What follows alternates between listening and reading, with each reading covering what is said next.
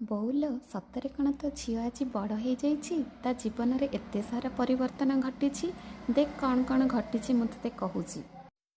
ଯିଏ ତ ହାତରୁ ଖାଉଥିଲା ଦିନେ ସେ ଆଜି ନିଜେ ରୋଷେଇ କରି ନିଜ ହାତରେ ଖାଇବା ଶିଖିଛି। ସତରେ କ'ଣ ତୋ ଝିଅ ଆଜି ବଡ଼ ହେଇଯାଇଛି? ଯିଏ କିଏ କିଛି କହିଦେଲେ ଦିନେ ଶୁଣି ଭାଙ୍ଗି ପଡ଼ୁଥିଲା, ଆଜି ଏ ସମାଜରୁ ବହୁ ପ୍ରତାରଣା ବହୁ ନିନ୍ଦା ଅପମାନ ଶୁଣି ବି ଭାଙ୍ଗି ନ ପଡ଼ି ବଞ୍ଚିବା ଶିଖିଛି। ସତରେ କ'ଣ ତୋ ଝିଅ ଆଜି ବଡ଼ ହୋଇଯାଇଛି? ଯିଏ ତ ହାତରୁ ଦିନେ ମାଡ଼ ଖାଇ 3 ଦିନ ଅଭିମାନ କରି ରହୁଥିଲା, ଆଜି ଅଭିମାନ କ'ଣ ଭୁଲି ପରିସ୍ଥିତିକୁ ସମ୍ଭାଳି ଏବଂ ବୁଝିକି ବଞ୍ଚିବା ଶିଖିଛି। ସତରେ କ'ଣ ତୋ ଝିଅ ଆଜି ବଡ଼ ହୋଇଯାଇଛି?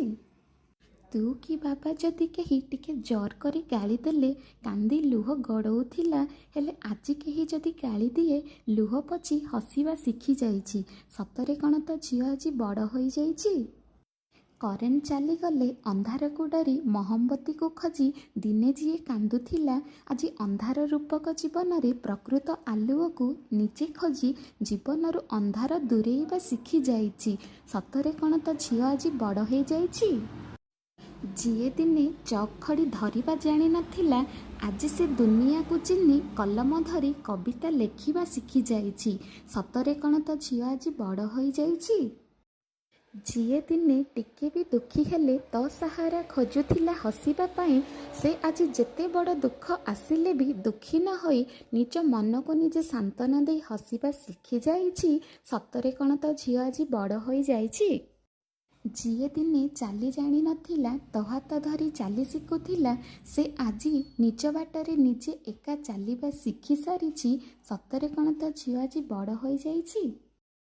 ଯିଏ ନିଜ ଦୁଃଖ କଥା ନିଜ ମନରେ ନ ରଖିପାରି ତୋ ସହିତ ସେୟାର କରୁଥିଲା, ସେ ଆଜି ନିଜ ଦୁଃଖକୁ ନିଜ ଭିତରେ ଲୁଚେଇ ରଖିବା ଶିଖିଯାଇଛି। ସତରେ କ'ଣ ତୋ ଝିଅ ଆଜି ବଡ଼ ହୋଇଯାଇଛି? ଯିଏ ଛୋଟ ଛୋଟ କଥାରେ ବିନା କାରଣରେ କାନ୍ଦୁଥିଲା ଦିନେ, ଆଜି ତା ପାଖରେ 1000 କାରଣ କାନ୍ଦିବା ପାଇଁ ଥାଇ ବି ନିଜ ଲୁହ ପୋଛି ହସିବା ଶିଖିଯାଇଛି। ସତରେ କ'ଣ ତୋ ଝିଅ ଆଜି ବଡ଼ ହୋଇଯାଇଛି?